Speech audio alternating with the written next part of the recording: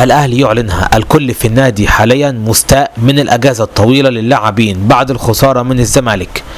يبدو كده ان كولر بيعيد سيناريو بيتسو موسيماني من جديد، على الرغم من ان كولر لا يمتلك اي عرض للرحيل عن الاهلي حاليا، وكولر عاوز يكمل مع الاهلي حتى كاس العالم للانديه في امريكا 2025 اللي هتكون باذن الله اخر بطوله لكولر مع النادي الاهلي، وبعد كده كولر هيمشي.